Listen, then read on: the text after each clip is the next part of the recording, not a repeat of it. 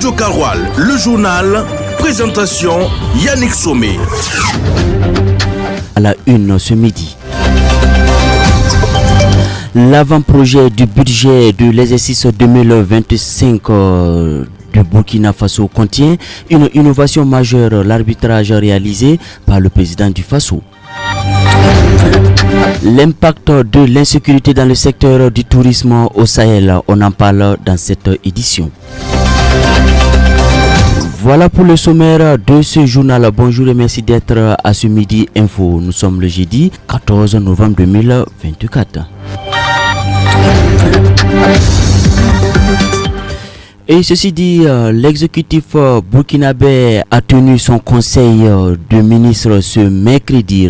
Il ressort des avant-projets de loi, des rapports, des communications, mais aussi des nominations comme à chaque conseil. Le conseil a donc adopté l'avant-projet du budget de l'État exercice 2025. Et nous avons le compte rendu avec Alexis Palais. Le budget de l'État est en recette à 3193 milliards et en dépenses à 3593 milliards, selon les explications du ministre Aboubakar Nakanabo en charge de l'économie. Et l'avant-projet de loi consiste à réviser le budget pour 2025. L'innovation majeure et le processus d'élaboration et l'adoption de l'avant-projet de budget a été l'arbitrage réalisé par le président du Faso qui a reçu chaque ministre et son équipe dans le but de recentrer les prévisions budgétaires sur les priorités du moment. Ainsi, les charges de fonctionnement au profit d'investissements plus structurants dans les secteurs stratégiques tels que l'éducation, la santé, l'autosuffisance alimentaire, la protection sociale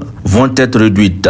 Pour le ministre Nakanabo, l'action du président du Faso a permis de réduire le déficit qui était de 3,7% à 3,2%, ce qui permet d'être proche de la norme UEMOA qui est de 3%, a-t-il expliqué. Au titre du ministère des Affaires étrangères, le rapport autorise le consul honoraire du Burkina Faso à mettre fin à ses fonctions à Nouakchott, en Mauritanie. Et un autre permet à Enu Pérez Retureta, en tant qu'administrateur extraordinaire et plénipotentiaire de la République de Cuba, de prendre résidence à Ouagadougou. Au ministère des Sports, le Conseil adopte les conditions d'octroi et de retraite d'agrément aux fédérations sportives ou de loisirs pour permettre de mieux encadrer ces derniers. Le cadre juridique est resté inchangé. Le Conseil de ministres a décidé d'affecter le gouverneur de la région du Sahel, le lieutenant-colonel Rodolphe Sorgho, aux Nations Unies à New York. Il est nommé attaché de défense près de la mission permanente auprès des Nations Unies. Il aura passé un peu plus de 2 ans dans ses fonctions au Sahel depuis le 24 mars 2022.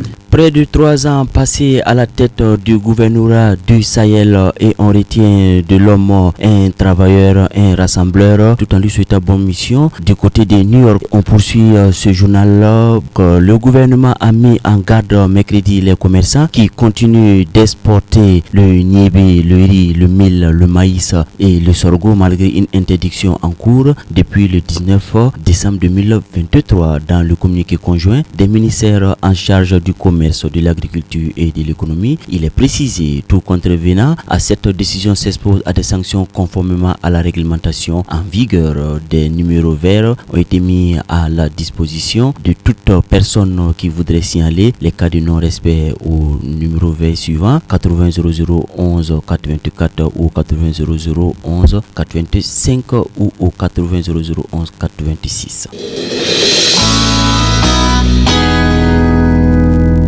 Actualité à Dori à présent. Durant 3 jours, le comité international de la Croix-Rouge CICR, délégation de Dori, a tenu une formation à la fois pour faire connaître ses missions et apprendre les premiers gestes de secourisme composés de jeunes issus des associations, les hommes et femmes de médias. Théorie et pratique ont jalonné l'apprentissage des participants. Le reportage de Leila Diallo pour apprendre davantage. Dans leur majorité jeunes, le comité international de la Croix-Rouge CICR a su choisir sa cible pour apporter une réponse aux gestes de premier secours en cas d'accident de multiples formes. Brahima Diallo est le formateur de la session. Le secourisme est réparti en 3 niveaux dont le premier est mieux détaillé pour les participants. Maintenant, pour le premier niveau, la formation pour vraiment faciliter, elle est théorique et pratique à la fois. Ça veut dire que ce qu'on voit de façon théorique, on met ça en pratique et chacun pratique les gestes qu'il faut et qu'on s'assure qu'il a maîtrisé avant de continuer. La théorie permet d'avoir une perception, mais en pratiquant les notions apprises, les connaissances sont vite assimilables pour Brahima Diallo, d'où allier la théorie à la pratique. Il y a des poupées ici, les poupées qui sont là, c'est juste pour faire une simulation sur peut-être quelqu'un qui ne respire pas. En fait, lorsqu'on fait un geste sur quelqu'un qui ne respire pas, on veut faire ça sur un vivant, on va le blesser. C'est pourquoi on utilise ces poupées-là pour faire des réanimations, montrer comment on fait une réanimation. Amadou Diabaté a représenté le Conseil régional de la jeunesse du Sahel. Cette formation a été la bienvenue à l'entendre. En tout cas, avant, on ne connaissait pas comment secourir quelqu'un. Voilà, j'ai appris beaucoup de choses. Voilà, comment, en cas d'accident, comment secourir la personne avant d'appeler les pompiers. Et un petit geste peut sauver une vie.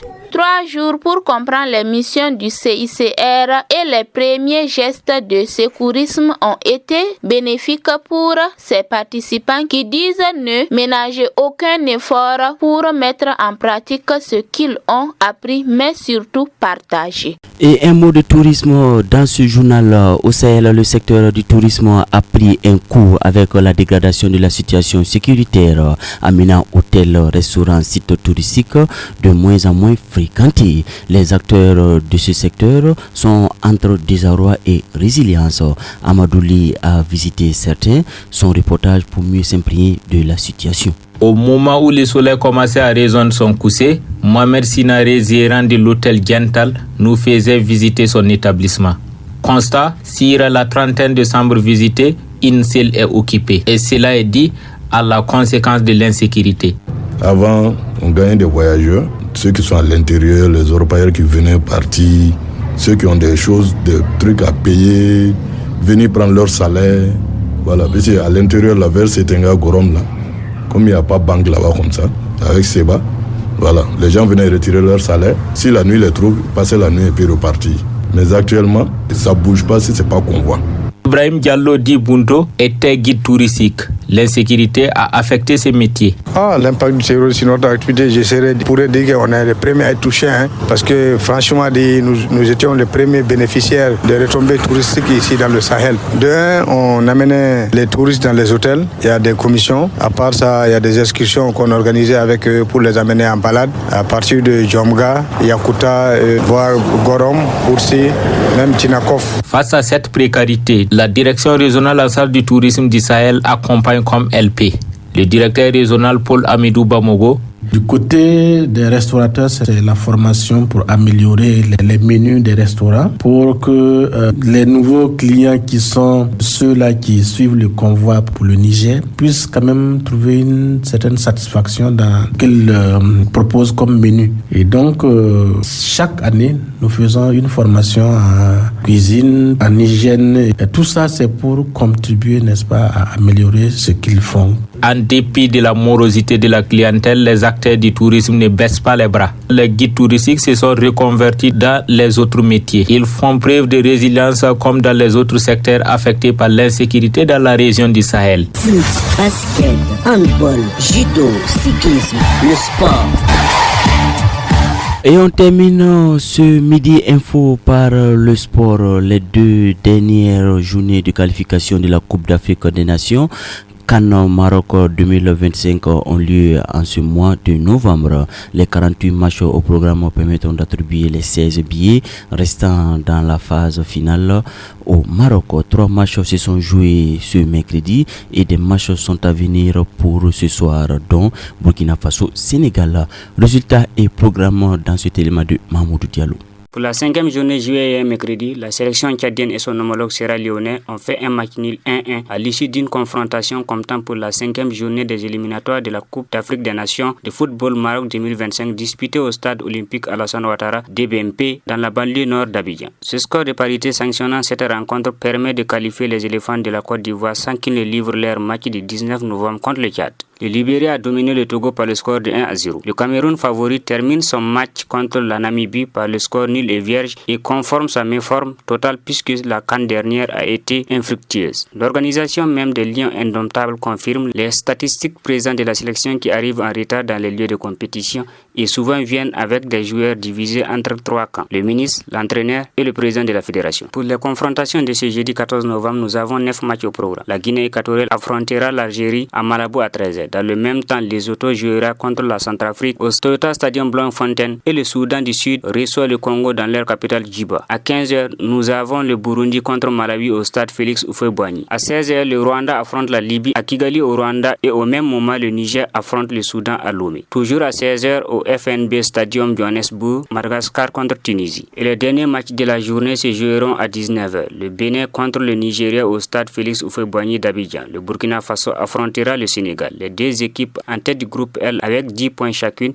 s'affronteront pour tenter de décrocher la première place du groupe au stade du 26 mars à Bamako au Mali. Toujours invaincu dans cette phase de qualification, le Burkina Faso impressionne. Pour ce match, ça sera sans Hervé Kofi, Gustavo Sangaré, Abdoul Ouattara, Dango Ouattara, Mohamed Konaté et le capitaine Bertrand Traoré, tous blessés. Les locaux ont été appelés à la rescousse. Radio Karoual, le journal, présentation Yannick Somé. Et ça sera tout pour le midi de la radio Kaurala. Merci de l'avoir suivi. La mise en onde a été assurée par Mahmoudou Diallo et la retransmission sur la page Facebook par Alexis Palé. Méditons avec ce proverbe africain et je cite: ce que tu donnes aux autres, tu le donnes à toi-même. L'info vous revient à 15h.